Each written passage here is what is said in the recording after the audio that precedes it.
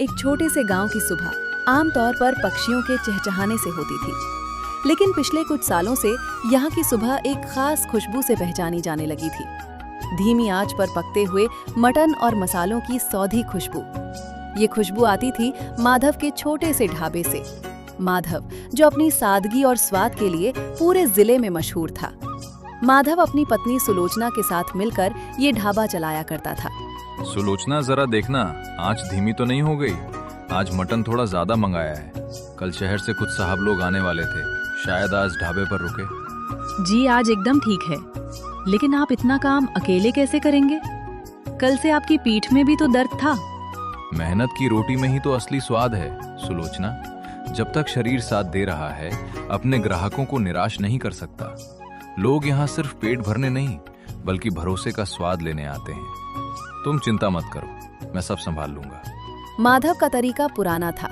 वो पीसे हुए पैकेट के मसालों का इस्तेमाल नहीं करता था, बल्कि सिलबट्टे पर ताजी हल्दी, धनिया और सूखी लाल मिर्च पीसना उसकी दिनचर्या का हिस्सा था। लोहे की बड़ी कढ़ाई में जब सरसों का तेल धुआं छोड़ने लगता, तब वो उसमें खड़े मसालों का तड़का लगाता। जैसे ही कढ़ाई में मटन के टुकड़े गिरते हैं, एक जोरदार छनछनाहट होती। खुशबू पूरे रास्ते पर फैलने लगती। आने जाने वाले राही अपनी साइकिलें धीमी कर लेते। लेकिन जहां सफलता होती है, वहां ईर्ष्या भी होती है। गांव के चौराहे पर एक बड़ा और पक्का राज दरबार होटल था, जिसका मालिक विक्रम सिंह था। विक्रम सिंह को माधव की लोकप्रियता फूटी आंख नहीं भाती थी। उसके पास चमकते हुए टेबल थे, वेटर थे, लेकिन विक्रम सिंह के पास स्वाद नहीं था।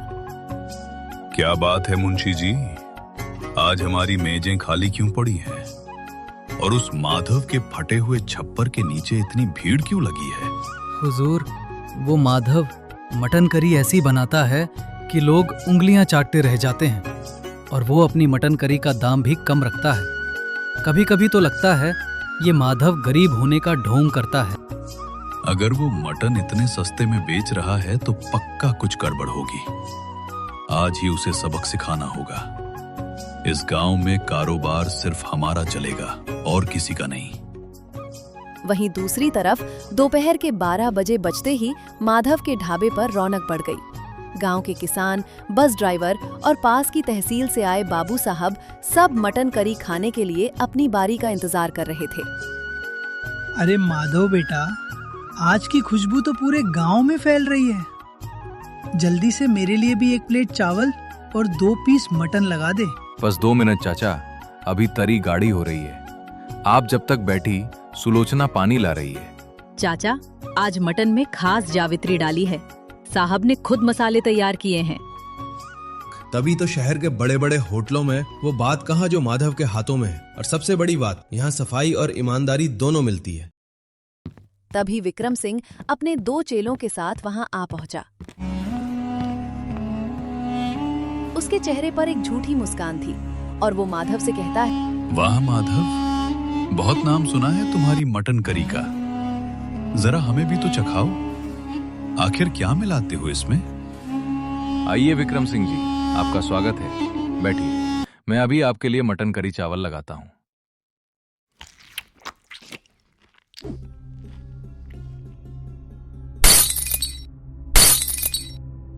छी, ये क्या है? इसमें तो बदबू आ रही है। माधव, तू सड़ा हुआ मटन खिलाता है लोगों को? गरीब होने का मतलब ये नहीं कि तू लोगों की सेहत से खेलेगा। नहीं साहब, आप ये क्या कह रहे हैं? मैं सुबह खुद मंडी जाकर ताजा मटन लाता हूँ। बरसों से लोग यहाँ का मटन चावल खा रहे हैं। आज तक किसी ने मेरे हाथ के मटन के बारे में ऐसा नहीं बोला। चुप कर। मुंशी जी, पुलिस को फोन लगाओ। आज तो मैं इस ढाबे को बंद करवा के ही दम लूंगा। ढाबे पर सन्नाटा छा गया। तभी दयाल चाचा और बाकी ग्राहक खड़े हो गए। विक्रम सिंह, अपनी जुबान को लगाम दो।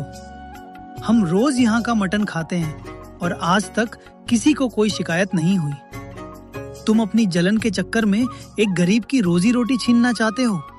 हाँ, अगर माधव का मटन खराब होता तो हम बेवकूफ नहीं है जो यहाँ बार बार खाने आते। तुम सब इसके मिले हुए हो। कल ही यहाँ एक फूड इंस्पेक्टर आएगा, तब पता चलेगा कि इसकी रसोई में आखिर। विक्रम सिंह धमकी देकर वहां से चला गया। माधव उसकी ये बात सुनकर सहम गया था और उसकी आंखों में आंसू थे। उस रात माधव और सुलोचना को नींद नहीं आई। ढाबा बंद करने का डर और बदनामी का साया उनके सिर पर मंडरा रहा था।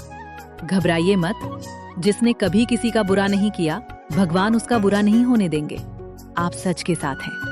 सुलोचना, मुझे डर पुलिस का नहीं है। मुझे डर है कि अगर किसी ने मेरी ईमानदारी पर शक किया तो मैं वो सहन नहीं कर पाऊंगा। ये ढाबा मेरे लिए सिर्फ धंधा नहीं, मेरी इज्जत है। अगले दिन दोपहर में एक सरकारी गाड़ी माधव के ढाबे के सामने आकर रुकी। विक्रम सिंह बड़ी शान से फूड इंस्पेक्टर ऑफिसर खान के साथ उस गाड़ी से उतरा। तभी गांव के लोग भी वहां इकट्ठा हो गए। देखिए ऑफिसर साहब, यही है वो ढाबा जिसके बारे में मैंने कहा था। यहाँ गंदगी देखिए और मटन की जांच कीजिए। मुझे पक्का यकीन है कि यहाँ मिलावट होती है। माधव, हमें तुम्हारी रसोई की जांच करनी होगी। हटो किनारे।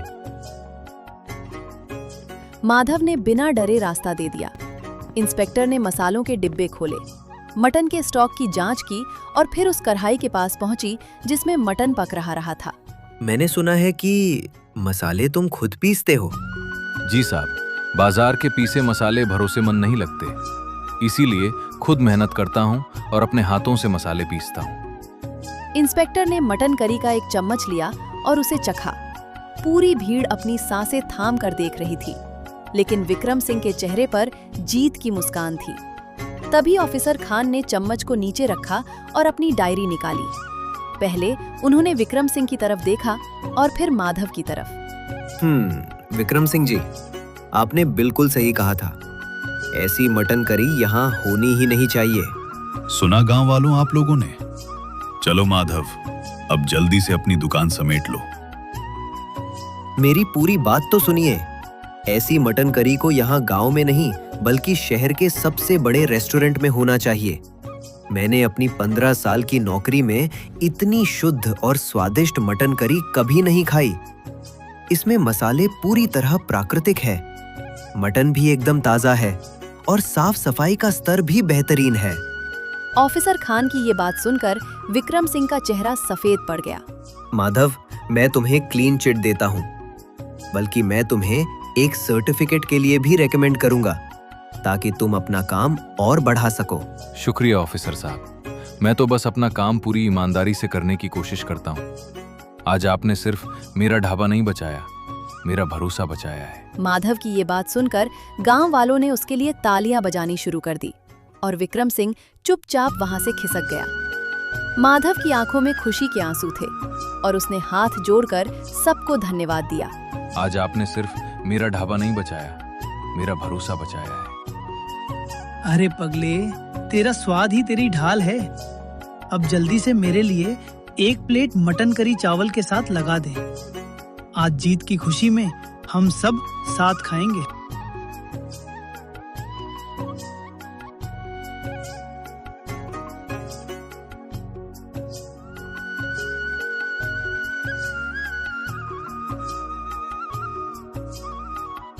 एक शाम एक बड़ी गाड़ी माधव के ढाबे पर आकर रुकी। उस गाड़ी से शहर के एक बहुत बड़े होटल के मालिक सेठ धनपत उतरे। उन्होंने माधव का बनाया हुआ मटन चावल खाया और बहुत खुश हुए।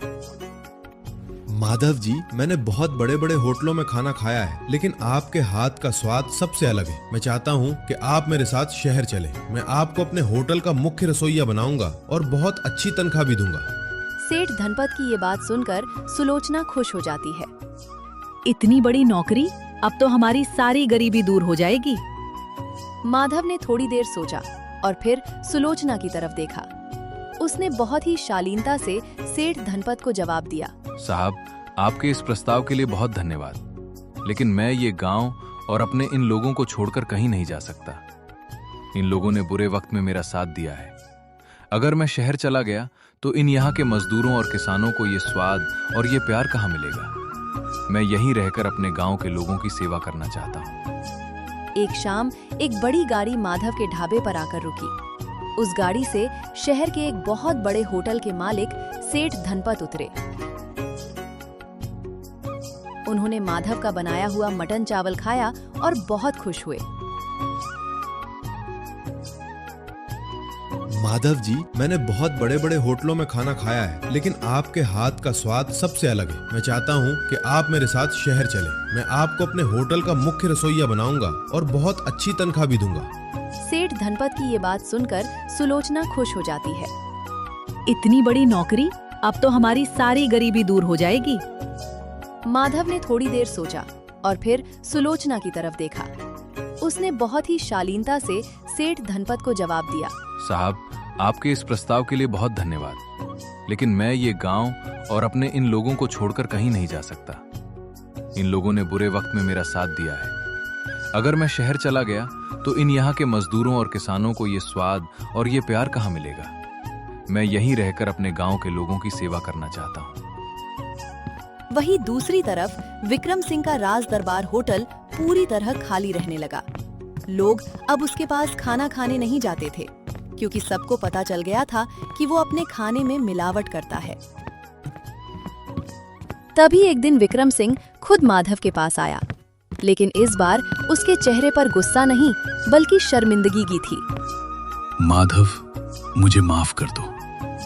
मैंने तुम्हें नीचा दिखाने की बहुत कोशिश की, लेकिन तुम्हारी ईमानदारी जीत गई। मैं तो तुम्हारा ढाबा बंद करवाने चला था, लेकिन अब मेरा होटल बंद होने वाला है। विक्रम सिंह भाई, गुस्सा छोड़िए, बैठिए और आज मेरे साथ खाना खाइए। आप चाहें तो अपना होटल फिर से शुरू कर सकते हैं, लेकिन इस बार बस अपने खाने की शुद्धता और लोगों के भरोसे का ध्यान रखिएगा। विक्रम सिंह की आंखों में आंसू आ गए। उसे समझ आ गया कि पैसा कमाने से ज्यादा जरूरी लोगों का भरोसा जीतना होता है।